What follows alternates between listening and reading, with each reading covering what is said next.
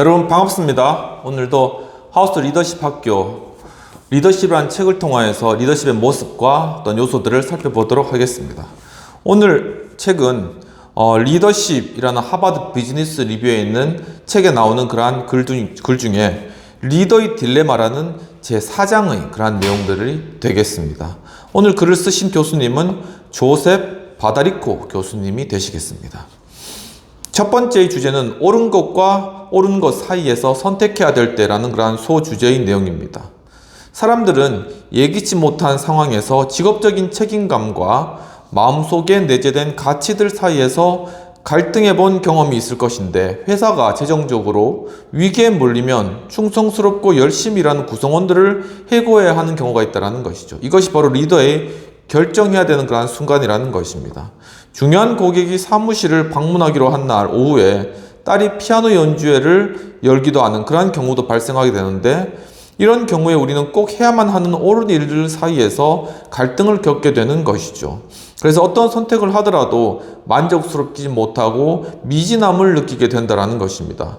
관리자들은 이러한 상황에 다양한 방법으로 대응하게 되는데, 즉 어떤 사람들은 충동적으로 배짱 있게 행동하기도 하고, 어떤 사람들은 친구나 동료, 가족들과 상의를 하기도 한다는 것이죠. 또한 자신을 지도해 주던 사람이라면 비슷한 상황에서 어떻게 행동했을까 돌이켜서 생각해 보는 그러한 사람들도 있다라는 것입니다. 각각의 경우에 어떤 길을 선택했든 여러 해에 걸쳐 축적된 이러한 결정들은 개인의 인격을 형성하는 그러한 기반이 된다는 것이죠. 이러한 이유로 나는 그 결정들을, 그러니까 조셉 바드레코 교수님은 이 결정들을 바로 결단의 순간이라고 한다는 것입니다. 이것이 defining moment 이렇게 부르신다라는 것이죠. 윤리적 결정과 결단의 순간 어떠한 차이가 있을까라는 것이 질문이신데, 윤리적 결정은 일반적으로 두 가지의 선택안을 가진다는 것입니다. 즉 옳다고 알고 있는 것과 잘못되었다고 알고 있는 것 중에서 하나를 고르는 것인데, 하지만 규정의 순간에 우리는 옳다고 믿고 있는 둘 이상의 선택안 중에서 하나를 골라야 되는 그러한 상황이 발생한다는 것이죠. 그러니까 옳은 것과 그런 것 사이는 쉽게 결정할 수 있지만, 옳은 것과 옳은 것 사이에서 우리가 결정할 때는 어떻게 해야 될 것인가, 이런 갈등을 겪게 된다는 것입니다. 이러한 선택에서는 정확히 옳은 대응이라는 것은 있을 수가 없는데, 오히려 인격의 성숙이 요구되는 상황이다. 이러한 상황이 바로 인격의 성숙이 요구되는 그러한 상황이다라는 것입니다.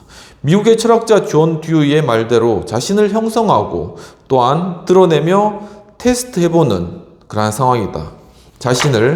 이러한 상황이 자신을 형성하고 또한 자신을 드러내며 또한 자신을 테스트해보는 그러한 순간이다 라는 것입니다.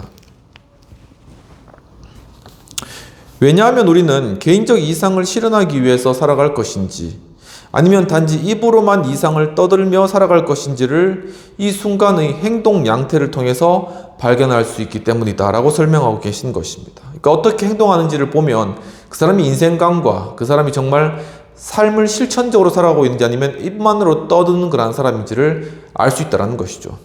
기업의 리더들과 인터뷰하고 연구하면서 그러니까 이 필자는 결단의 순간에 가장 만족스럽게 대처하는 사람들은 대부분 직무기술서 상에는 없는 기능을 소유하고 있다는 사실을 발견했다고 합니다. 그러니까 일반적으로 직무기술서에 이제 이렇게 이런 자질과 능력이 있다, 이제 이렇게 보통 써 있는데, 사실 이제 리더십을 발휘하는 그러한 사람들 같은 경우에는 거기에 나타나 있는 그러한 직무기술상의 능력이 아니라 보다 새롭고 보다 잠재적인 그러한 능력들을 실제로 지니고 있다라는 그러한 사실입니다. 구체적으로 그들은 연속되는 관리 업무로 바쁜 중에도 짬을 내어서 어떤 자아 성찰의 과정을 수행하는 경우가 많이 있다는 것이죠. 그러니까 아무리 바쁘게 돌아가더라도 자신을 돌아보고 또한 자신의 많은 어떤 시간을 가지는 그러한 경우도 많이 있다는 것입니다. 저도 이제 아침에 이제 출근하기 전에 잠시 이제 카페에서 차를 마시고 이제 간단하게 요기를 하면서 하루를 좀 생각해 보고 또 이렇게 좀 하루에 대해서 저는 이제 또 기도도 하고, 그리고 하루의 모든 계획도 돌아보면서 하는 그런 시간들을 가지거든요. 이렇게 자신의 삶을 좀 돌아보고 성찰할 수 있는 그런 시간이 어떤 리더들 가운데서는 필요하고, 또 그런 것들 실제로 실천을 하고 있다라는 것입니다. 이 과정은 조용하고 한가로울 때보다는 오히려 바쁘게 뛰어다닐 때 더 자주 이루어진다는 것이죠. 그러니까 삶이 바쁠수록, 그리고 정말 빨리 돌아갈수록 그런 시간이 더 필요하고, 순간 짬을 내어서 그러한 시간들을 리더들은 가진다는 것입니다. 그들은 일상생활의 바쁜 일과 중에서 그들의 내재된 핵심 가치와 원칙에 다시 초점을 맞춘다는 것. 잃어버렸던 어떤 방향으로 나갈 것인가, 핵심 가치, 어떤 방향을, 어떤 원칙대로 의사결정을 할 것인가라는 그러한 것들, 그런 것들이 다시금 계속 되새기면서 돌아보면서 그런 것들을 새롭게 하는 시간들을 가진다는 것이죠. 그래서 대부분 이제 그 대표이사들이나 보면 그냥 아침에 일찍 일어나는, 4시에 일어나는 경우도 있고, 아니면 3시에 일어나는 경우도 있습니다. 그러니까 우리는 이제 보통 사람 같은, 우리 같은 보통 사람 같은 경우에는 잘 이해를 못하지만, 그 사람들은 그렇게 아침에 일찍 일어나서 바로 스스로의 어떤 핵심 가치를 다지고 원칙을 세우는 그런 일들을 반복적으로 해온다는 것이죠. 그것이 뭐 신문을 읽는다거나, 아니면 차를 마신다거나, 책을 본다거나 하는 그러한 간단한 시간들을 통해서 그러한 것들을 어떠한 모습이든지 해나가고 있다는 것입니다. 그러한 가치와 원칙들은 일단 드러나면 일에 대한 목적의식을 새롭게 해주고, 또한 현명하고 실용적이며 정치적으로 민첩한 행동을 위한 일종의 도약대 역할을 한다는 것이죠. 그러니까 이러한 시간들 자체가 뛰어오를 수 있는 하나의 기반, 근거가 된다라는 것입니다. 이러한 과정이 직장생활 내내 계속 반복되면서 경영자들은 다른 사람의 견해보다 무엇이 옳은가에 대한 자신의 이해를 바탕으로, 그러니까 자신의 이해, 다른 사람들의 이해가 아니라 자신의 스스로 내재화된 그런 이해를 바탕으로 관리자가 아닌 리더로 변화되기 시작한다는 것이죠. 그러니까 리더십에 있어서 바로 이런 성찰의 시간들이 꼭 필요하다라는 것을 이야기하고 있습니다. 그러나 실용적이고 외향적인 관리 기법만으로 훈련받은 관리자가 어떻게 객관적이고 개인적인 내면 성찰의 과정들을 학습할 수 있겠는가라는 그런 질문을 던지고 계신 것이죠. 이 글에서는 필자는 관리자들이 바삐 움직이는 직무 현장에서 시간을 내는데 도움을 줄 일련의 현실적인 그러한 질문들을 제공할 것이다 라는 어떤 글의 방향들을 교수님께서 조셉 바다리코 교수님께서 제시하고 있는 것입니다. 이러한 실용적이며 생각을 하게 만드는 질문들은 가치와 신념들을 계획된 행동으로 옮길 수 있도록 고안된 그러한 것들이며, 그 질문들은 유명한 고대 및 현대 철학자들의 사상을 그 기저에 깔고 있는데, 옳은 것들 사이에서 결정을 내려야 하는 오늘날의 광범위한 문제들을 포용할 수 있을 만큼 심오하고 유연하다라고 이야기를 하고 있습니다. 시간을 내어 이러한 자아 성찰의 과정을 수행한다고 해서 관리자들이 현실 도피와 같은 무의미한 행위를 하게 되는 것은 결코 아니다라는 것이죠. 그러한 자아를 성찰하고 돌아가는 그런 어떻게 보면 이 바쁘게 돌아가는 세상 속에서 낭비하는 것 같이 보이는 그런 시간들이 사실은 도리어 현실 인식을 더욱더 강화시키고 핵심 가치와 또한 원칙들을 세우는 그러한 중요한 시간들이다라는 것입니다. 오히려 이러한 문제제기를 통해서 해결하기 어렵고 도전적이며 또한 본질적인 경영상의 문제들을 더 잘 처리할 수 있게 될 것이다 라고 얘기를 하고 계시는 것이죠. 오늘날 직무 현장에서 특별히 보편적으로 여겨지는 3가지 종류의 결단인 순간이 있는데, 이 3가지 종류의 3가지의 결단의 순간이 있다고 합니다. 근데 첫 번째 유형은 뭐냐면은 주로 개인적 정체성에 대한 문제, 개인적 정체성, 나는 누구인가, 이런 문제이고, 두 번째 유형은 개인적이며 조직적인 것, 개인적이며 또한 조직적인 것인데, 즉 관리자 개인의 인격과 조직 내 집단들의 성격이 모두 문제가 된다. 개인의 성격과 조직의 성격, 이것을 합쳐지는 그러한 부분들이 된다는 것입니다. 즉 관리자 개인의 어떤 인격과 조직 내 집단들의 성격이 모두 문제가 되며, 또한 우리는 누구인가, 이건 나는 누구인가라면, 두 번째는 우리는 과연, 우리 집단은 과연 누구인가, 이런 문제가 중요하게 발생된다는 것입니다. 그렇다면 세 번째는 무엇이냐면은 가장 복잡한 것으로 사회에서 기업의 역할을 규정하는 것과 관련되어 있는데, 이것은 기업은 어떤 것인가, 과연 어떤 것인가, 첫 번째는 나는 누구인가, 두 번째는 우리는 누구인가, 세 번째는 기업은 과연 무엇인가 라는 그런 세 가지 중요한 질문들이 던져진다는 것입니다. 이러한 세 가지 유형의 결단의 순간, 이것이 결단을 요구하는 것인데 결단의 순간을 파악하는 학습을 통해서 관리자들은 옳은 것들 중에서 선택하는 문제를 세련되고 단호하게 해결하는 방법을 배우게 될 것이다 라고 말씀하고 있는 것입니다. 두 번째 주제로 넘어가서 정답이 없는 선택이라는 그러한 주제입니다. 즉 개인적 결단이 그러한 순간이라는 부분들인데, 이는 가장 기본적인 유형의 결단의 순간으로 관리자들은 개인적 정체성의 문제를 시급히 해결해야 된다는 것이죠. 바로 이 개인적 영역에 있어서 이 결단의 문제를 리더로서 어떻게 해결해야 될 것인가라는 그런 주제가 되겠습니다. 관리자들은 개인적 정체성의 문제를 해결해야 되는데 여기에서 개인의 경력상의 심각한 문제가 제기될 수 있다는 것입니다.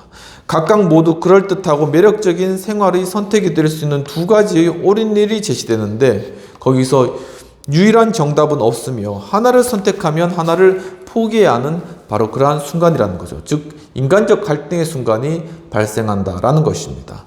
감정의 갈등 상황에 사람이 놓이게 되면 관리자들은 우선 한 걸음 뒤로 물러서서 생각을 해야 되는데, 문제가 아니라 근거가 모두 확실한 두 가지 관점 사이에서 존재하는 자연스러운 긴장으로 그 갈등을 바라볼 필요가 있다는 것이죠. 이 갈등을 자연스러운 것이다 라고 이렇게 받아들이고 긴장을 낮출 필요가 있다는 것입니다. 이러한 긴장을 실감나게 만들기 위해서 우리는 다음과 같은 질문을 할 수 있는데, 이러한 상황에서 어떤 감정과 직관이 갈등을 일으키는가라는 그런 질문을 던져볼 수가 있다는 것입니다. 아리스토텔레스가 그의 고전적 저서 윤리학에서 논한 대로 사람의 감정은 문제를 파악하고 그것의 기본적 차원을 이해하며 어떤 이해관계가 존재하는지 파악하는 데 실제적으로 도움이 될 수 있다는 것입니다. 그러니까 어떤 이성적인 판단이나 아니면 어떤 통계적인 부분들이나 이런 학문적인 방법이 아니라 하나의 감정의 어떤 부분들, 이것이 하나의 의사결정을 있어서, 특히 개인적 부분에 있어서 의사결정을 하는 데 있어서 굉장히 중요한 역할을 감당하게 된다는 것입니다. 그 예로서 맨하탄의 유명한 투자은행에 근무하는 스티브 루이스라는 그런 예를 들고 있는데, 이 스티브 루이스라는 분은 젊은 흑인 애널리스트였습니다. 이분의 사례를 살펴보면 어느 이른 아침에 루이스는 책상 위에 놓인 어떤 메시지를 발견하게 됩니다. 메시지의 중요한 잠재 고객을 대상으로 설명회를 개최하려고 하는데 이틀 후에 세인트 루이스로 갈 수 있겠느냐라는 그런 메시지가 되겠습니다. 그 메시지는 뜻밖의 것이었는데 루이스의 회사는 설명회나 고객과의 상담에서 사실 애널리스트를 포함시키지 않는 그러한 정책을 확고하게 견지하고 있었다는 것이죠. 사실 루이스는 시 재정과 관련된 특수 영역인 세인트 루이스 모임의 주제에 대해서는 아는 바가 사실 별로 없었다고 합니다. 그는 자신이 국가재정 부분의 선임자들을 제치고 선발되었다는 사실을 알고 더욱 놀라게 되었는데, 루이스는 즉시 친구이자 조언자인 또 다른 흑인의 사무실로 찾아갔다는 것이죠. 이제 조언을 구하러, 결단을 내리러 조언을 구하러 갔다는 것입니다. 그에게 이 상황을 알고 있는지 물어보았는데 이 회사의 파트너인 그의 친구는 다음과 같이 대답했다고 합니다. 스티브, 어떻게 된 일인지 말해주겠네. 자네와 날 살펴봐. 우리에게 어떤 공통점이 있지 않나? 미주리주의 새로 부임한 재정 담당관도 흑인이라는 사실을 알고 있나? 나는 자네가 이 사업 분야에 이처럼 빨리 발을 들여놓는데 반대야. 하지만 주 재정 담당관이 적어도 한 명의 흑인 전문가를 모임에서 만나고 싶어하고, 그렇게 하지 못할 경우에 우리 회사가 이번 일을 성사시킬 가망성은 없어지네. 그러니까 결국 이 사람이 흑인이라는 이유로 거기에 참석하게 되었다라는 것이죠. 어떤 능력이나 어떤 포지션이나 어떤 그런 것들이 아니라, 그러니까 하나의 개인적 가치가 흔들리는 그러한 순간이고, 어떤 결단을 내려야 되는 그러한 개인적 어떤 결단 내려야 되는 그러한 상황이라는 것입니다. 루이스가 감정과 직관을 통해서 상황을 재구성하면 어떻게 되냐면은, 루이스는 자존심을 지키기 위해 열심히 일을 해야 한다고 굳게 생각하고 있는데, 차별철폐 프로그램을 통해 구색 맞추기가 일쑤였으며 자신의 능력을 능력이 있음을 알고 싶어하는 루이스는 또한 팀 동료를 실망시키기도 싫은 생각도 가지고 있어서 두 가지 신념이 갈등되는 그런 상황이라는 거예요. 이런 경우가 많이 발생한다는 것입니다. 자신이 생각할 때 자신이 흑인이라는 이유로 거기 가서 쿠색 맞추기를 해주기는 싫다는 것이죠. 자신은 자존심도 있고 또한 자신의 능력을 또 인정받고 싶어 하기 때문에. 하지만 회사를 위해서는 또 자기가 가야 되는 자신의 신념들이 이렇게 충돌하는 그런 상황 가운데서 어떻게 하면은 어떤 결단을 내리고 행동해야 될 것인가, 이러한 부분들이 조직 내에서도 일을 함에 있어서도 많이 발생한다는 것입니다. 일단 이까지 첫 번째 있는 주제에 대해서 비평 및 토의들을 해보도록 하겠습니다. 필자는 갈등적인 상황 속에서 리더의 결단의 순간을 다루면서 옳은 것들 사이에서 나타나는 신념의 갈등을 루이스를 예를 통해서 잘 보여주고 있는 것으로 보입니다. 그러니까 개인적 차원에서의 어떤 결단들, 이러한 부분들, 나는 누구인가라는 그런 부분들에 있어서 이야기를 하고 있는 것입니다. 이와 같은 감정과 직관을 검토함으로써 신념의 충돌을 다루는 것에 대해 어떠한 유익이 있을까라는 부분들이죠. 우리가 보통 의사결정을 했을 때 우리는 보통 어떤 수치라던가 아니면 어떤 이성적인 것들을 통한 어떤 결정들을 하는 것이죠. 합리적인 그러한 결정들을 한다는 것입니다. 하지만 그러한 결정들이 아무리 옳다고 하여도 감정이나 어떤 직관적인 부분들에 있어서도 결정에서 중요한 어떤 그런 요소로서 작용할 수가 있다라는 것입니다. 루이스의 예와 같이 어떤 개인적인 어떤 가치, 어떤 신념의 어떤 충돌이 일어났을 때, 그러니까 어떤 인종차별적인 그런 행위에서 흑인으로서 거기 가가지고 구색 맞추기를 해주는 것은 자신의 신념으로 맞지 않은 그런 상황이지만은 또한 이 회사의 어떤 그런 유지와 존속을 위해서는 자신이 흑인이라는 그런 상황들을 이 회사가 활용할 수 있도록 내줘야 되는 이런 상황이 발생하는 겁니다. 과연 그때 어떻게 하면은 직관과 감정을 이용해서 바른 의사결정을 할 수 있을까? 그리고 직관과 감정이 여기 어떤 유익과 도움이 될 수 있는가라는 것이죠. 근데 직관적으로 봤을 때 이거는 좀 아닌 것 같다라는 것이죠. 내가 구색 맞추기 위해서 거기 가고 거기에 흑인이라는 이유로 거기에 참여하는 것은 옳지 않다라는 그런 어떤 직관이 올 수도 있다라는 것입니다. 하지만 내가 회사를 위해서 거기에 참여해주는 건 맞지 않을까라는 좀 그러한 또 생각이 드는 것이고, 이 가운데 직관과 또 감정, 내 감정은 어떤가? 내가 이 회사를 위해서 어떤 구색 맞추기 위해서 가더라도 내 인격이나 내 신념에 별 어떤 크게 반하는 것이나 그런 것이 없다면은, 내 감정적인 요동이 없다면 가줄 수도 있는 것입니다. 하지만 내 신념이 굳건하기 때문에 거기에 대해서 내 감정이 나쁘거나 거기에 대해서 나쁜 생각이 들거나 직관적으로 이게 아니야라고 생각하면 거기에서는 안 가는 방향으로 결단을 내려야 되는 것이죠. 이와 같이 우리가 직감이나 감정을 순간적으로 사용해야 될 그런 때가 많이 있다는 것인데, 그것이 바로 리더십에 있어서 그 부분이 중요하다라는 것을 부각시키기 위해서 교수님께서 이 이야기를 또한 하고 계시는 것입니다.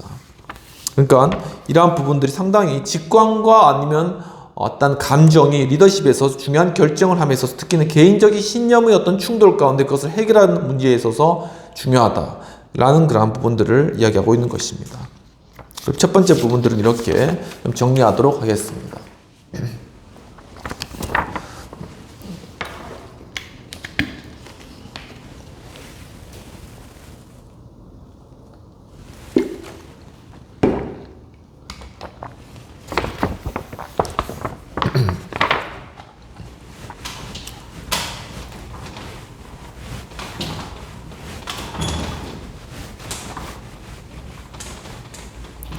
이 세 가지, 개인적 차원, 또 이제 개인과 또 공동체의 차원, 그리고 마지막으로 기업에 관한 그런 내용들이 세 가지 측면에서 결단이 요구된다라는 것이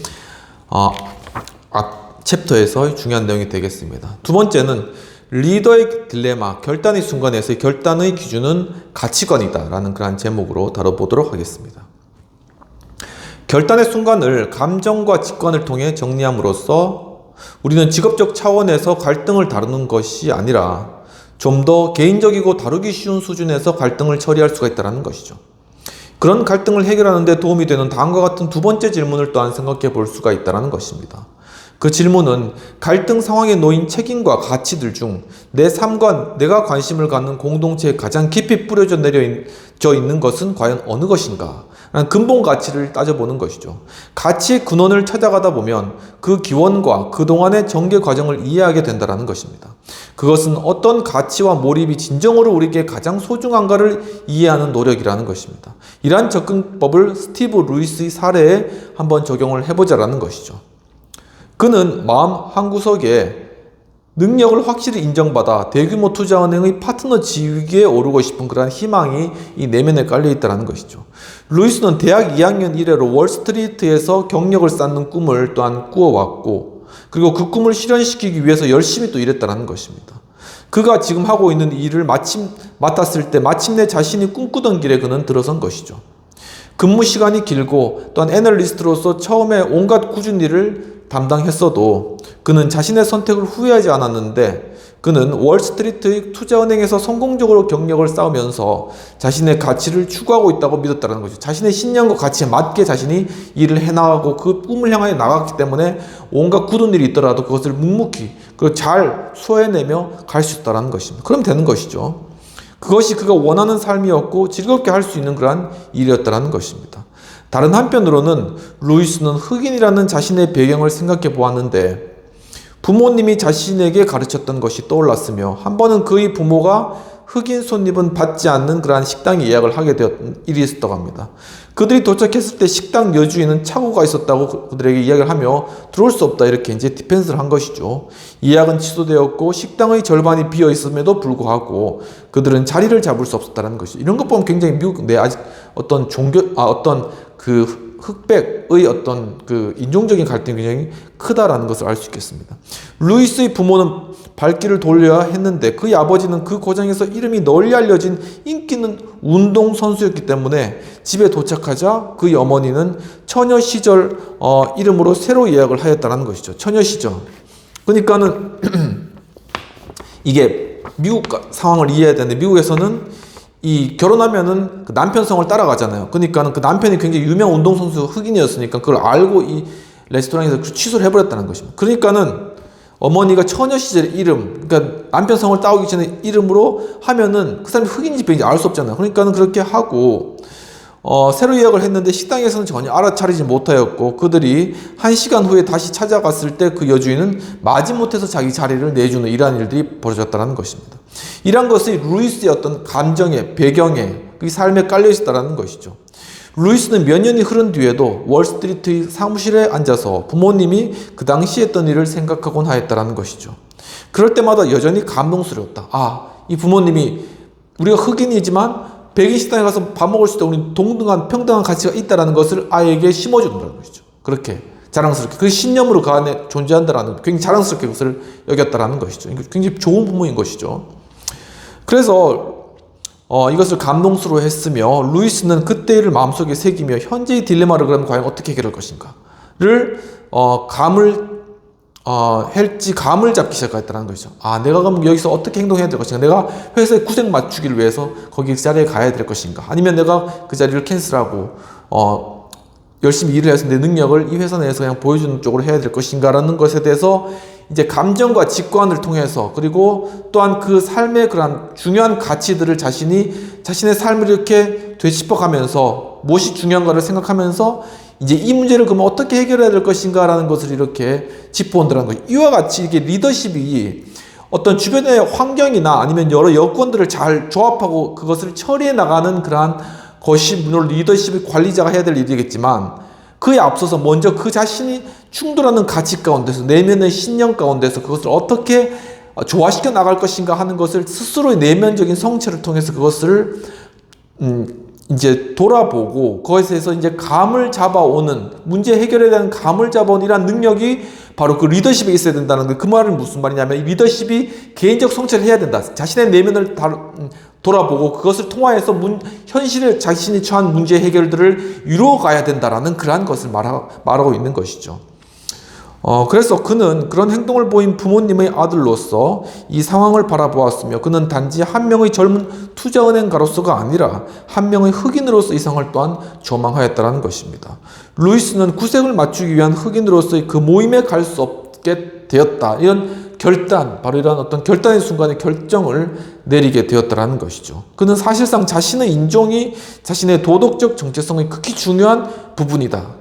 자신의 도덕적 정체성 안에 자신의 인종이 굉장히 중요하다라는 것이 자리 잡고 있었다는 것을 스스로 깨닫고, 그 다음에 현재 갖고 있는 직업적 역할보다 자신의 자아에 더 깊고 강하게 관련되어 있다고 결정했다는 것이죠. 그러니까 자신의 직업적인 어떤 그런 위치도 중요하지만 자신이 있는 것은 자신의 어떤 내면적 신념과 그러한 가치가, 인종적 가치가 더욱더 중요하게 자리 잡고 있기 때문에 그 가치를 따라가는 것이 결국은 자신에게 내면적 갈등 가운데 해결할 수 있는 방향이다 라는 것을 스스로의 마음이 인식하고 그것을 자기 성찰을 통해서 이제 결국은 외적인 자신의 상황 가운데 처한 그런 의사결정 가운데서 자신의 결정을 내렸다는 것이죠. 이것이 바로 리더의 결정이다 라는 것을 보여주기 위해서 이 예를 들고 계시는 것입니다. 굉장히 탁월하게 이 예를 이제 잘 설명하고 특히나 리더의 내적인 그러한 부분에 있어서의 어떤 신념 체계와 관련된 부분들을 잘 끄집어내서 이 교수님께서, 그러니까 조셉 바다리코 교수님께서 이렇게 지시를 하고 있는 게 굉장히 탁월한 그러한 안목이 보여진다는 것입니다. 다음 좀 더 주제를 나아가서 이상과 현실을 조화시키는 능력에 대한 내용입니다. 루이스가 했던 그런 종류의 내면 성찰은 현실 세계에 요구하는 아주 동떨어진 것이 될 수가 있는데, 우리는 별 생각 없이 자신의 감정대로 행동을 했다가 경력상 심각한 불이익을 당하고 고통스러워하는 그런 관리자들을 보았다는 것이죠. 그러니까 이런 단순한 감정과 직관에 따라서 그냥 바로 결정하는 것이 아니라 내면적 성찰을 통해서 시간을 가지고 신중하게 결정해 나가는 거죠. 그런 것들이 필요하다는 것입니다. 르네상스 시대의 철학자 마키아벨리와 다른 도덕적 실용주의자들이 일깨워주듯이 현실주의에 의해 조절되지 않은 이상주의는 세상을 개선하는 데는 별 도움이 되지 못하며, 따라서 생각해 보아야 할 중요한 문제는 다음과 같은데 무엇이냐면, 상상력과 대담함을 바탕으로 옳은 일이라고 생각되는 쪽으로 개인적 결단을 내리는 것만으로는 부족하다라는 것이죠. 그냥 어떤 자신이 좋겠다라는 생각으로 감정을 가지고 그냥 결정되어버리는 것, 이것은 리더십 행위가 아니라는 것입니다. 그것을 실행하기 위해서는 현실의 조건에 대처할 수 있는 역량과 재주도 갖추어야 되는데, 물론 이것은 내가 무엇을 해야 하는가와는 전혀 다른 문제이며, 기업 세계는 내면 성찰만으로는 효과가 나타나기 어려운 거칠고 혼란스러운 곳이라는 것이죠.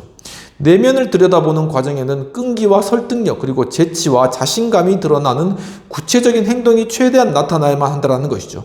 그러니까 내면 성찰을 하지만 그것이 그냥 내면적 성찰을 하고 자기에 빠지는 곳을 가서는 현실에 대한 문제를 해결할 수 없다는 것이죠. 이 내면적 성찰은 함께 현실의 문제를 결정할 수 있는 데까지 나와야지 그것이 실제적인 내면적 성찰이고 리더의 결단으로 이루어질 수가 있다는 것입니다. 루이스는 이상과 현실을 어떻게 조합했는가를 보는 것입니다. 그는 설명회에 참여하기로 결정했으나 최소한 자신이 받아들일 수 있는 그러한 조건 하에서만 그렇게 하겠다라고 모험을 걸었다는 것이죠. 그러니까 중간에 타협안을 스스로의 어떤 내면적 신념과 가치에 따라서 현실과 조합시키면서 잘 만들어냈다는 것입니다. 그의 책임자인 브루스 앤더슨에게 참가 요청을 받아 영광스럽게 생각한다고 이제 먼저 이야기를 잘 하고, 그 다음에 설명회에서 일정한 역할을 수행하고 싶다. 여기서 자신이 그냥 인종적인 이유만으로, 흑인이라는 이유만으로 그냥 가만히 꼬다 놓은 보리 짝줄은 그냥 가만히 앉아있는 것이 아니라 거기서 일정한 역할을 내가 수행하겠다라는 그러한 의사를 보였다고 합니다. 굉장히 지혜롭게 이야기한 것이죠. 앞으로 30시간을 설명회 준비를 위해서 사용하겠다. 이제 이렇게 이야기를 했다고 합니다. 앤더슨이 그 말을 이유를 묻자 뭐라고 하냐면, 루이스는 열심히 일해서 팀 내 자리를 얻고 싶다고만 그렇게 간단하게 이야기했는데, 앤더슨은 마지못해서 이러한 제안에 대해서 동의를 하였고, 설명회에는 몇 가지 기본적 분석 기법을 응용해야 하는 부분들이 조금 이제 있었는데, 이제 거기에서 좀 이렇게 좀 노력이 필요한 그런 부분들이 있었다는 것이죠. 근데 이제 루이스는 시간이 별로 없으니까 급하게 좀 준비해야 되고, 그런데 그것은 루이스가 잘 알고 있는 그러한 기법이었다는 것이죠. 그 기법 자체는 애널리스트니까 이미 이제 알고 있었다는 거예요. 그래서 루이스가 준비하기 쉬웠다는 것입니다. 루이스는 설명회를 위해서 열심히 일했으며, 그러나 모임 도중에 그에게 할애된 12분이 있었다는 것이죠. 그리고 그는 심한 두통을 느꼈고 앤더슨의 제안을 거절했어야 했다고 이제 후회하는, 굉장히 어떤 어려운 상황이었다는 거죠. 두통도 생기고 그러면서 앤더슨이 그렇게 여기 참석해달라고 하는데 이걸 거절했어야 되나, 이런 혼란스러운 상황들이 좀 있었다는 것입니다. 그가 벼락치기로 하루에 준비한 것이 그 프로젝트를 위해 동료들이 몇 주를 투자해온 것으로 대신할 수는 사실 없었다는 것이죠. 벼락치기가 사실 한계가 있었다는 것. 하지만 그럼에도 불구하고 설명회에서 그가 맡은 부분은 잘 끝나게 되었고, 동료들은 그가 한 작업에 대해서 칭찬을 해줌으로 말미암아 그의 내면적 신념도 지키고 회사의 도움도 되면서 적절하게 적절하게 역할을 감당하는 이런 중요한 어떤 리더적 행위를 보였다는 것이죠. 이렇게 굉장히 현명하게 이것을 잘 처리해 나갔다는 겁니다. 그것은 바로 그가 자신의 내면적 성찰을 하면서 그것을 현실의 문제를 해결하는 방향 쪽으로 또한 문제를 해결해 나가고 이러한 여러 과정들을 통해서 합리적인 결정 방향을 이룬 것이죠. 이것이 바로 리더의 행위다라는 것을 보여주기 위해서 조셉 바다리코 교수님이 그렇게 말씀하신 것입니다. 그렇다면 또한 비평과 토의에 대한 내용들을 살펴보도록 하겠습니다. 본 글에서 이 저자는 옳은 것 사이에서 결정해야 하는 리더십의 문제가 발생할 경우에 결국 그 사람이 가지고 있는 가치관에 따라 결정됨을 이 루이스의 예시를 통해서 잘 서술하고 있습니다. 그러니까 어떻게 결정을 해야 되는가에 대한 그런 방법에 따라서 가치관에 따라서 결정을 해야 되는데 그 가치관을 어떻게 하면 발견하고 그것을 현실에 적용할 것인가 하는 것은 내면적 성찰을 통해서 시간을 가지고 스스로의 삶의 가치들을 돌아보고 하면서 루이스가 자신의 어떤 흑인적인 어떤 가치를 발견했던 것처럼 그렇게 그 중요한 가치를 기반으로 해서 현실의 결정들을 내리는 것이죠. 그렇다면 그 결정이 비록 어려운 상황에 처할 수 있지만 결국은 좋은 결론으로 나타날 수 있을 가능성이 크다라는 것을 잘 보여주고 있다라고 이렇게 보여집니다. 그럼 토의에 대한 내용으로는 결정의 문제에 있어서 가치관에 따른 리더십의 결단의 상황들을 잘 처리하기 위한 내면적 성찰이 필요하다고 본 필자 입장에 동의하는가? 충분히 동의가 할 만한 것이죠. 그렇다면 그것을 우리의 어떤 경영 현실 가운데서는 어떻게 적용해야 될 것인가 라는 부분입니다. 그러니까 그렇게 이와 같이 어떤 자신의 어떤 가치에 대해서 생각해 보는 그런 시간들을 하루에 일정 시간이라든가 좀 확보해서 그런 것들을 뭐 책을 읽다라든가 아니면은 뭐 그런 신문을 읽는 것이라도 좀 이렇게 그런 시간들을 가지는 그러한 순간들이 필요하다라는 것입니다. 그러한 시간들을 가지게 되면 그 가운데 자신의 가치를 돌아보기 때문에 현실적인 문제는 항상 우리 머릿속에 있거든요.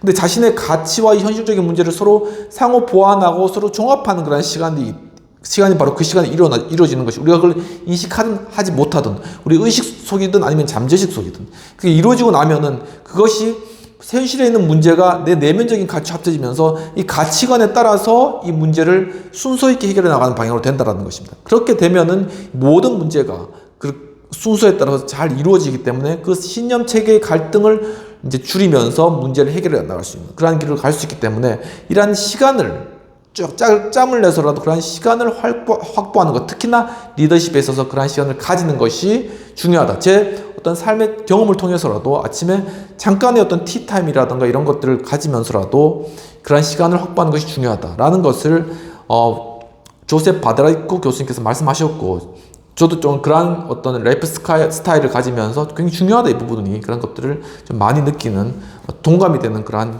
부분들이 되겠습니다. 이까지 두 번째 부분들을 하고 세 번째 부분들을 또 함께 다뤄보도록 하겠습니다.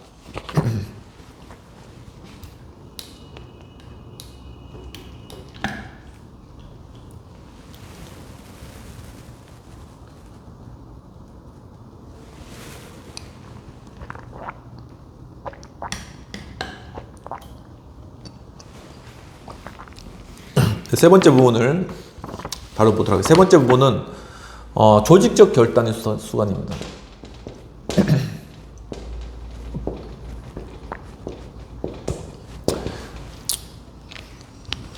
개인적 결단의 순간에 대해서는 루이스의 예를 통해서 우리가 공부를 하였고 그렇다면 조직적 결단의 순간에서는 과연 어떻게 해야 될까? 나와 또한 우리 공동체의 관계 그리고 기업이란 무엇인가 이러한 질문들 가운데 어떻게 의사결정을 하고 결단을 내려야 될 것인가 라는 그런 문제가 되겠습니다. 모든 것을 고려해 볼 때 루이스는 그가 직면한 딜레마를 건전하게 규정지었고 그것을 해결하기 위해 능동적으로 행동했다라는 것이죠. 즉 그는 그저 들러리로 그 모임에 참석하지는 않았다라는 것입니다. 그 신념을 지킨 것이죠. 동시에 그의 향후 경력상의 진로가 견고해졌을지도 모르는데 그는 회사의 통과 의뢰에 해당하는 작은 테스트 하나를 통과했고 또한 업무 수행에 필요한 것을 해낼 의지가 있음과 그 그룹의 들러리 멤버로 취급당하지 않겠다는 점을 보여주었다고 생각되는데 인선 과정에서 제외된 백인 분석가와 동료들은 다소 불평했겠죠. 이게 백인 분석가도 다 잘 할 수 있는 자기가. 근데 그 흑인이 가서 분석했으니까. 루이스는 만약 그들이 그 일을 맡았어도 자신처럼 일을 했을 것이라고 생각했다라는 것입니다. 이까지 루이스에 관한 예들에 관해서 다루었고, 이제 조직적 결단의 순간이 그러한 내용들을 다루도록 하겠습니다. 관리자들이 조직 내에서 승진을 함에 따라 결단의 순간들은 더욱더 해결하기 어려워지는 그런 경우가 처하게 될지도 모릅니다. 이 상황을 두 가지 개인적 신념 사이에서 존재하는 갈등으로 바라보는 것 외에, 그러니까 조직 내 문제에 대해서 개인적 신념의 그런 문제로 바라보는 그런 관점 외에 관리자들은 또 하나의 차원을 첨가해야 한다는 것이죠. 즉 그들이 맡고 있는 작업 집단의 가치와 그들이 관리하는 사람들에 대한 책임이라는 것이죠.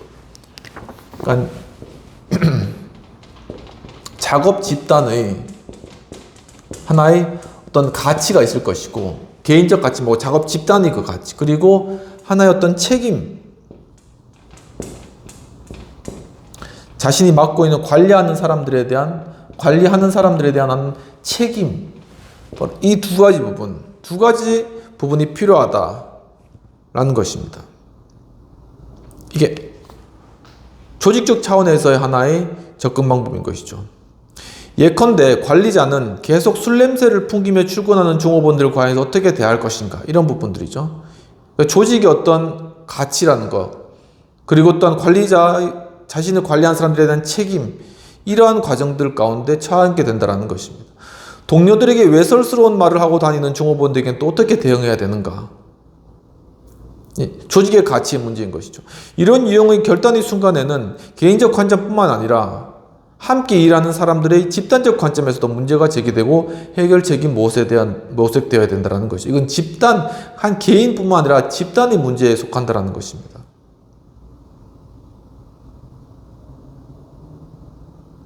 이런 문제는 공개적이며 집단의 미래를 규정하고 또한 집단의 가치를 형성할 정도로 중요하다는 것이죠. 술 냄새 풍기는 사람들이 그냥 조직 내에서 버젓하게 돌아다니는 것이 조직 내 그 가치를 그냥 유지시켜 줄 것인가? 아니면 음란 폐설을 막 계속 하고 다니는 사람들 그냥 버리 내려두면 그 가치 자체가, 그 회사 자체가 음란한 어떤 가치로 배리는 거죠. 그러니까 그것에 대해서 어떤 식으로든 결단을 내리고 처리를 해야 된다는 것입니다. 근데 여기에서는 중요한 것은 뭐냐면은 관점을 아는 것이 중요하다는 것입니다. 이 관리자가, 리더가 이 관점을 아는 것이 중요. 이 관점. 이것이 키워드죠, 키워드. 관점이 중요하다는 것이죠. 많은 관리자들은 자신이 맡고 있는 전체 집단이 자신과 똑같은 렌즈를 통해 상황을 바라본다고 믿는 일종의 윤리적 근시안 때문에 고통받는다는 것이죠. 그러니까 내처럼 생각한다라는 것입니다. 내 윤리관을 가지고 이 사람들이 존재한다. 이 관리자는 나이가 많이 들잖아요. 그러면 자신의 그런 가치가 있는데, 자신의 윤리적 관점이 있는데 그것을 모든 사람이 그렇다고 착각하는 겁니다. 이 윤리적 근시안이라고 이야기하는 것이죠. 그래서 윤리적 근시안 때문에 고통을 받는데, 그러나 이러한 사고방식으로는 사람들의 공동의 목표 달성을 위해서 함께 움직이도록 만들 수가 없다는 것입니다. 성장 과정, 종교, 민족, 교육 등에서의 차이 때문에 집단 전체는 말할 것도 없고 단지 두 사람끼리도 상황을 비슷하게 바라보기란 사실 어려운 법인 것이죠. 관리자가 도전해야 할 윤리적 과제는 무엇이 옳은가에 대한 자신의 이해를 집단에게 강요하는 게 아니라는 것입니다. 이것이 옳아, 이것이 맞아라고 집단에게 강요를 하면 요즘은 그 말대로 되는 것이 아니라 도리어 배척받고 왕따당하는 그런 시대라는 것이죠. 그러니까 내 가치를 그냥 집단에게 주입하는 것이 아니라 집단이 가지고 있는 가치가 무엇인지를 먼저 발견해야 된다는 것입니다. 그들의 관점이 무엇인지를 파악해 나가야 된다는 것이죠. 다른 구성원들이 그 딜레마를 어떻게 바라보는지를 이해하는 일이라는 것이죠. 술 먹고 돌아다니는 사람들이 버짓 돌아다니는데 이 딜레마를 과연 딴 사람들은 어떻게 바라보고 있는 것인가? 음란 폐설을 막 하고 다니는 그런 사람들에 대해서 그래도 이제 나이 든 사람은 뭐 회사 내에서 저럴 수도 있지라는 그러한 생각을 가질 수도 있는데 젊은 사람들 절대 그렇지 않죠. 한마디 잘못하면은 완전히 찢기는 겁니다. 그러니까 관점이 굉장히 차이가 많이 난다는 것이죠.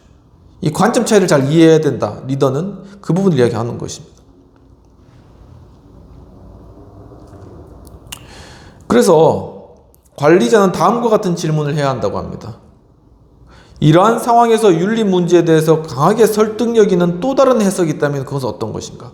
내가 생각하는 이러한 윤리적 설명이 있지만 다른 관점에서 이것에 대해서 다른 윤리적 관점으로서 강력한 주장으로 나타날 수 있는 그런 주장들은 과연 무엇이 있을까라는 것을 이 멀티적으로 이렇게 바라볼 수 있는 그런 눈이 리더에게 필요하다는 것이죠.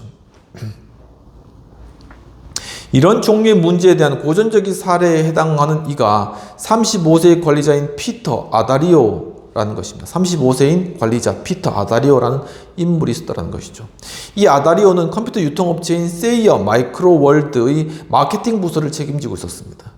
그는 결혼하여 3자녀를 두었는데 그는 직장생활 대부분을 세일즈맨과 지점 관리자로서 성공적인 일을 하고 있었으며 다양한 도전 기회가 좋아서 현재의 직위에 만족하고 있었다는 것입니다.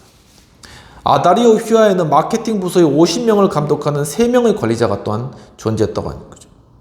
아다리오는 본사의 4명의 부서장 중 1명에게 보고하는 그런 위치에 서 있었다는 것입니다. 상당히 어떤 중력이고 위에 보고해야 되는 입장이고 밑에 많은 사람들을 거느리고 또 3명의 관리자를 거느리는 그런 입장에 있는 그런 사람이었다는 것이죠. 아다리오는 최근에 회계 담당 관리자로서 캐서린 맥리를 채용했다고 합니다. 그녀는 누구냐면 아들이 하나 있는 미망인이었습니다. 그녀는 유능하였다고 하죠. 아들을 돌보는 시간 때문에 하지만 회사 업무를 처리하는데 어려움을 겪었다는 것입니다. 미망인이기 때문에 혼자 해야 되기 때문에 그런데 이때는 회사가 합병을 마무리 짓는 중이었기 때문에 업무상 보조를 맞추는 것이 대단히 중요했다는 것입니다. 그러니까 서로 같이 모여가지고 회계적인 그런 문제들도 다 해결하고 그러면서 같이 이제 회사를 합병한 일들 가운데 이 총력을 기울여야 될 그런 때였다는 것입니다. 그리고 주당 60시간 근무하는 것이 그 회사의 규정이었다고 하는 굉장히 근데 좀 이 60시간은 굉장히 가혹한 규정이긴 하네요. 맥닐은 그녀의 직속 상사였으며 아다리오 휘하의 중간 관리자인 리사 월터스와의 관계에서도 어려움을 겪었다고 하네요. 그러니까는 이 위에 아다리오가 있고 밑에 새로 뽑은 맥닐이 있고 중간 관리자로서 리사 월터스라는 그런 여성이 있던 중간 관리자로 있었다는 것입니다. 월터스는 세이어 마이크로 월드의 급변하는 조직 여건 속에서도 두각을 나타낼 정도로 야심만만하고 일을 추진력 있게 수행하는 그런 여성이었다고 하는 것이죠. 그녀는 맥닐의 만성적인 지각과 예측하기 어려운 업무 스케줄 때문에 화가 나 있었다는 것이죠. 그러니까 아다리오는 이 여자를 채용하면서 이 여자가 미망인이고 그렇기 때문에 아들 때문에 좀 늦을 수도 있고 그리고 또 업무적으로 좀 힘들 수도 있다. 이렇게 이제 생각을 품어주는 마음으로 가지고 있었지만 중간 관리자 월터스는 지금 우리 합병해야 되는데 이 여자가 이렇게 계속 늦고 지각하고 이런 것들 애들 뭐 유치원 학교 데려다 준다고 늦고 이런 것들을 그냥 봐줄 수 없는 그런 관점을 가지고 있었다는 거죠. 그러니까 관점 자체가 달랐다는 것입니다. 아다리오는 그날 아침 미완성 업무 파일 위에 놓여져 있던 월터스의 메모를 발견하고 나서야 그녀의 관심사항에 주목했으며 그 메모는 몇 주 만에 다시 그에게 전해진 2번째 메모였다. 그러니까 중간거리의 월터스가 이 새로 채용한 맥닐 문제에 있다 라고 아다리오에게 먼저 메모를 남겼는데 아다리오가 뭐 읽고도 그냥 넘어간 거죠. 간 거예요. 근데 몇 주 지나서 2번째로 똑같은 내용을 붙였다는 건 뭐냐면 맥닐이 상당히 그에 대해서 관심을 가지고 지금 문제시하고 있다는 것을 표현한 건데 그것이 이제 아다리오에게 전달됐다는 것입니다. 너무 늦게 전달된 것이죠. 두 메모 모두가 맥닐의 근무 시간에 대한 불평과 해고시켜야 한다는 요구를 담보했다고 합니다. 이 중요한 거를 첫 번째는 강구했다는 것이죠. 자신도 3자녀의 아버지이고 맥닐의 어떤 공경에 처한 그런 상황들을 동정하고 있는 아다리오에게 이 상황이 명백히 하나의 결단의 순간이었다는 것입니다. 그걸 해고할 건가 말 건가. 이 조직 관점 내에서 이제 봐야 되는데, 그걸 할 건가 말 건가. 근데 개인적인 그러한 생각과 신념, 이런 거에 따라서 어떤 윤리적인 근시안을 가지고 그냥 이 문제를 다루려고 했다라는 것입니다. 즉, 종업원과 가족과 함께 보낼 시간이 필요하다는 그의 소신과 또한 부서 실무진에 대한 그의 의무 사이에서 갈등이 빚어지는 그러한 상황이었더라는 거죠.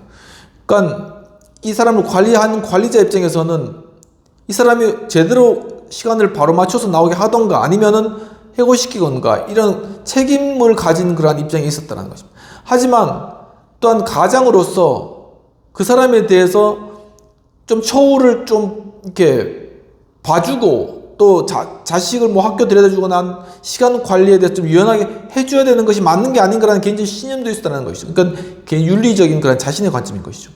그 사이에서 갈등이 발생했다는 것입니다. 아다리오는 이것을 회의로 하기로 결정했다고 합니다. 어떻게든 회의에 모여가지고 문제 해결하려고 하는 그런 스타일인 것이죠. 이런 스타일이 어떤 스타일인지 아시겠죠.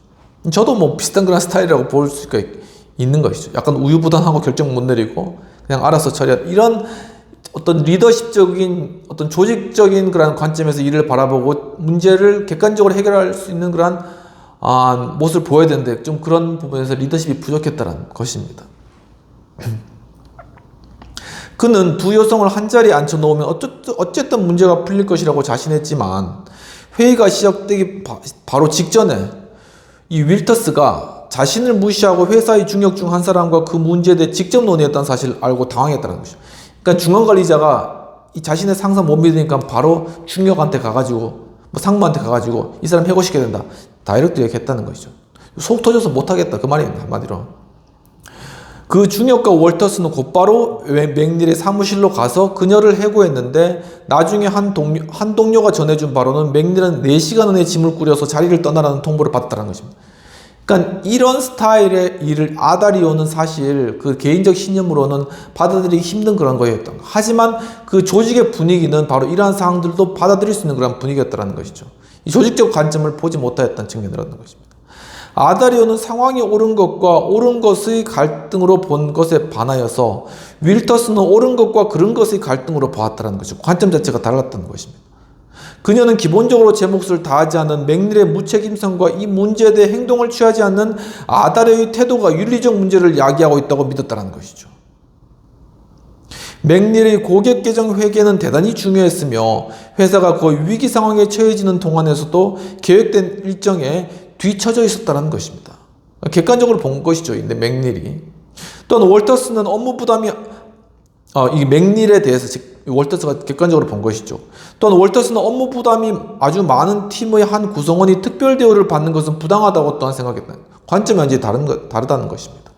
돌이켜보면 아다리오는 자신과 월터스가 맥닐에 관한 똑같은 사실을 보았음에도 서로 매우 다른 결론을 내렸음을 알 수 있었는데 만약 자신의 견해가 다른 많은 해석들 중 하나에 불과하다고 좀 더 일찍 인식했다면 그는 자신의 해석에 관한 어려운 논쟁에 끼어들었음을 깨달을 수 있었을 것이다라는 것입니다.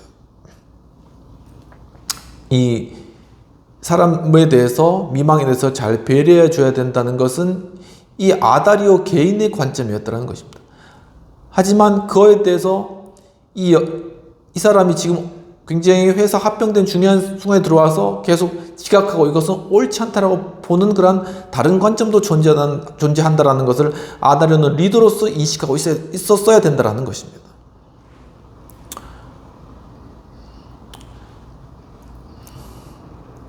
이러한 것들을 가지고 관점의 차이가 행동에 미치는 영향은 과연 무엇인가라는 그러한 주제로서 좀 세부적으로 다뤄보도록 하겠습니다. 물론 대립하고 있는 해석들을 확인하는 작업은 단지 싸움의 일부분일 뿐인데 관리자들은 자신이 일하는 조직을 냉철하게 바라보고 궁극적으로 누구의 해석이 승리하게 되는지를 현실적으로 평가할 필요가 있다는 것이죠. 그 맥닐에 대해서 미망인이니까 잘 봐주고 그냥 어느 정도 융통해 주는 그렇게 맥닐의 상황들을 해석하는 것이 옳은 것인가? 아니면 중간관리자와 같이 그 상황은 지금 회사가 위기 가운데 있는데 이렇게 지연되고 지체하는 것은 문제가 있다 라고 보고 그 사람이 제대로 못하면 해고해야 된다는 관점으로 해석하는 것이 더 그 조직에 있어서 잘 받아들여지는 그런 관점인가를 신중하고 객관적으로 평가할 수 있었어야 된다는 것입니다.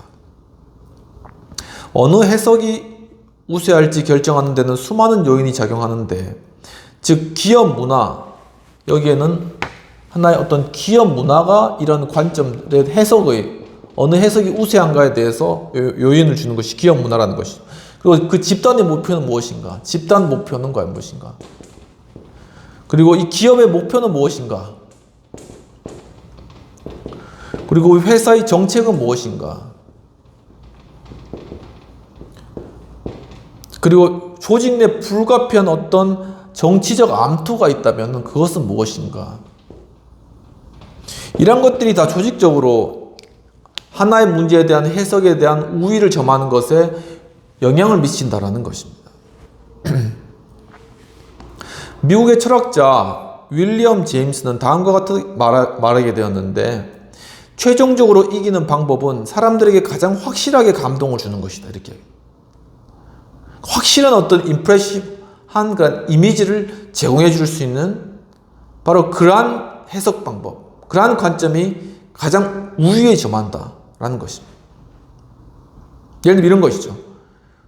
저 사람이 정말 우리 회사의 조직 분위기가 사람들을 잘 돌보고 편안하게 생활하면서 조직을 어느 정도 잘 운영해 나가는 이런 스타일이라면은 그 사람의 좀 처지를 잘 이해해주고 받아주고 하면서 하는 것이 좀 더 이제 감정적으로 조직원들에게나 그 조직에 잘 받아들일 수 있겠죠.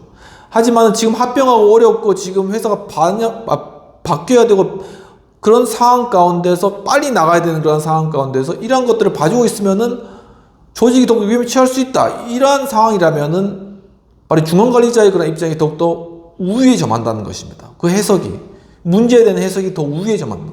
이 문제가 하나 발생하지만 그걸 어떻게 볼 것인가. 그 해석의 관점이, 이쪽 관점이 더 우위에 점한다는 것이죠. 이것을 냉철하게 잘 파악할 수 있어야 된다. 굉장히 현명하고 통찰력으로 우리에게 제시해주는 그런 부분들이 있는 것입니다. 그러므로 관리자는 스스로에게 다음과 같이 질문할 필요가 있는데, 여러 해석들 중에서 가장 우세하고 다른 사람들의 사고와 행동에 영향을 미치게 될 관점은 어떠한 것인가? 라는 그런 질문을 던져보아야 된다는 것입니다. 아다리오가 이러한 질문을 깊이 생각했다면 좋았었을 것인데, 만약 그렇게 했다면 그는 그 문제를 회사 내 업무 가정 문제로 더 폭넓게 생각을 했을 것이며, 아다리오와 맥닐에게는 업무 및 가족의 요구가 끊임없이 계속되는 피로함이고 또는 엄청난 부담이며 해야만 하는 모든 일을 제때 해내지 못한 그런 좌절감을 의미한다라는 것입니다. 그러니까 아다리오나 맥닐에게는 이 업무하고 가족의 그러한 계속되는 요구가 바로 그러한 의미로 그들에게는 다가온다라는 것이 그런 관점으로. 그러나 대부분 젊고 아직 부모가 아닌 세이어 마이어 월드의 다른 구성원들에게는 업무와 가족 간의 갈등이 그저 돌보아야 할 가족이 있는 다른 종업원들 때문에 자신들이 때때로 초과 근무를 해야 한다는 의미를 가질 뿐이다. 그것이 그들에게 큰 의미를 갖다 주지 못한다. 그들의 업무와 육아로 인해서 갈등을 겪고 있는 것이 이 젊은 직원들에게는 그렇게 크게 감동적으로 이들 도와줘야 되겠다는 마음으로 다가오지 못한다는 거예요. 자기 업무 시간 더 많이 빼앗긴다. 자기가 더 초과 근무하고 더욱더 야근해야 된다라는 것으로만 다가올 수 있다는 것입니다. 이러한 관점들도 종합적으로 이 관리자가 고려하고 생각을 했어야 된다는 것이죠. 그렇다면 문제를 이렇게 해결하지 않고 좀 더 다르게 맥닐을 좀 더 시간을 바꿔주거나 위치를 바꿔주거나 해서 맥닐은 맥닐 나름대로 이렇게 조직 내에서 적응하고 또 이 합병업무대로 제대로 갈 수 있도록 그렇게 할 수 있었다라는 것입니다. 그렇기 때문에 이 리더는 항상 이 관점을 자신의 관점뿐만 아니라 구성원들이 어떻게 그 관점을 가지고 있는가에 대해서 민감하게 살필 수 있는 그런 능력이 필요하다라는 것입니다. 따라서 많은 업무 부담을 가지고 있는 이들 독신 종업원들은 아다리오의 가족지향적인 가치에는 거의 동감하지 못했다는 그런 결론이 이루어지는 것이죠. 비평된 내용들을 살펴보도록 하겠습니다. 필자는 관리자들이 겪는 결단의 순간에 대해서 서술하면서 윤리적 근시안으로 바라보았기 때문에 문제를 겪게 되고 또한 문제가 발생됐을 때 집단적 관점에서 해결되어야 되는 사안인지 관리자의 개별적 사안으로 다루어지면서 공동의 목표에 집단적 관점으로 해결되어야 될 그러한 사안이 관리자의 개별적 사안으로 다루어지면서 그러니까 윤리적인 근시안을 가진 관리자가 그 문제를 해결하면서 공동의 목표가 방해가 되는 쪽으로 그렇게 나아가게 되는 그런 신뢰들을 잘 설명하고 있다라고 이렇게 보여집니다. 이러한 관점을 피하기 위해서 상황에 대한 다른 강력한 해석 여지가 있다라는 것을 그리고 그러한 해석 여지를 통해서 한번 해석해보고 그런 시도를 해야 된다는 사실을 그런 것들을 권하고 있는 것이죠. 그러니까 독자들에게 이렇게 해봐라. 리더들에게 이런 다른 관점도 생각해봐라 이렇게 권하고 있는 것입니다. 토론되는 그런 내용들을 마지막으로 살펴보도록 하겠습니다. 필자는 관리자가 근시안적인 태도를 가질 때 집단적인 그러한 관점에서 문제의 해결점을 찾지 못하기 때문에 관점의 차이를 이해할 수 있는 능력이 리더십의 중요한 요소임을 주장하고 있는 것으로 보여진다는 것이죠. 특히 세대 간의 관점의 차이를 극복하는 것이 중요한 것으로 또한 보여지는데 관점 차이에 대한 인식 능력을 향상할 수 있는 방법은 과연 무엇일까라는 것입니다. 어떻게 하면 이 나이 든 관리자, 이제 좀 연배가 있어요. 연배가 올라갈수록 관리자의 자기 위치가 높아지잖아요. 근데 그렇게 되면 될수록 무슨 현상이 일어나냐면은 밑에 있는 대다수의 그런 조직 구성원들이 가지고 있는 그런 관점이나 가치에 대해서는 유리되는 그런, 그래서 자신만의 어떤 윤리적 근시안을 가지고 문제를 파악함으로 말미암아 이 조직 내에서 이것이 해결돼야 될 그러한 그 해결책은 제시하지 못하는 그러한 룰을 범할 수가 있다는 것입니다.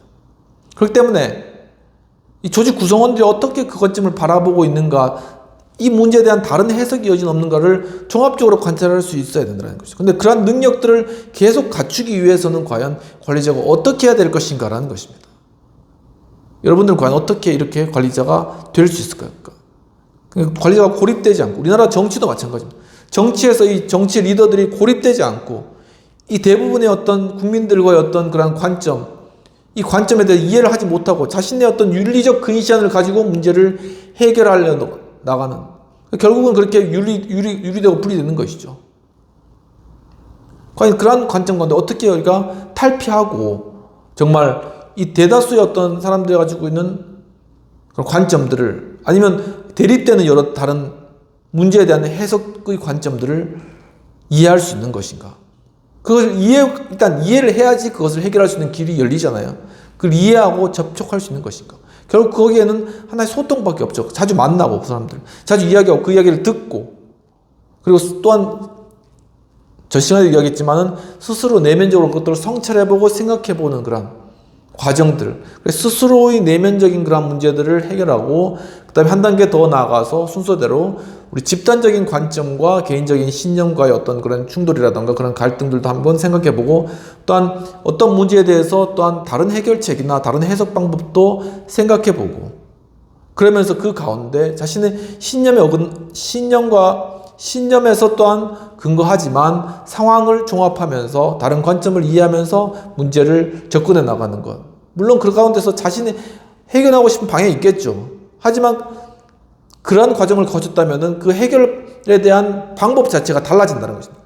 기존에는 그냥 이것이 맞아라고 요구했다면 그렇지 않고 이런 관점도 있고 이런 관점도 있는데 내가 봤을 때는 이런 관점이 옳을 것 같다. 이렇게 이야기하면 좀 더 사람들이, 이게 서로 다양성을 인정하는 거니까 거기서 공감을 하기가 쉽다는 것입니다. 물론 동의는 하지 않지만 그래도 공감을 하고 그 결정을 인정해 줄 수는 있다는 것이죠. 그러니까 그런 능력들을, 그런 리더십 향상 능력들을 갖춰야 된다는 것입니다. 그것을 어떻게 능력들을 개발할 것인가. 리더십 교육들을 계속 받고 사람들과 소통하고 이야기를 하고 서로 많은 어떤 리더십의 토의들을 통하여서 이것들이 이루어진다는 것입니다. 한마디로 이런 토론과 공부 그리고 그런 것들 배움이 지속되어야 된다라는 것이 아닐까라는 그런 생각을 들면서, 또 여러분들도 이러한 부분들 어떻게, 우리 다 위치가 있잖아요. 가족에서도 리더고 또 우리 조직에서도 리더고 또 우리 아니면 대한민국 내에서도 리더의 위치가 있고, 그런 위치에서 어떻게 바로 이러한 다양한 관점들을, 다양한 해석 방법들을 또한 고려해보고 그런 것들을 생각해볼 수 있는 그런 관점을 가질 수 있을 것인가라는 것들을 한번 토의해보고 생각해보면 좋겠다라는 그런 생각입니다. 오늘도 좀 장시간이었지만 이 리더십 수업 함께 참여해주신 여러분 감사합니다. 계속 또 이렇게 이어가다 보면 우리에게 그런 관점들을 또한 향상시킬 수 있는 능력들이 많이 배양될 것이라고 생각됩니다. 오늘 수고 많이 하셨습니다. 감사합니다.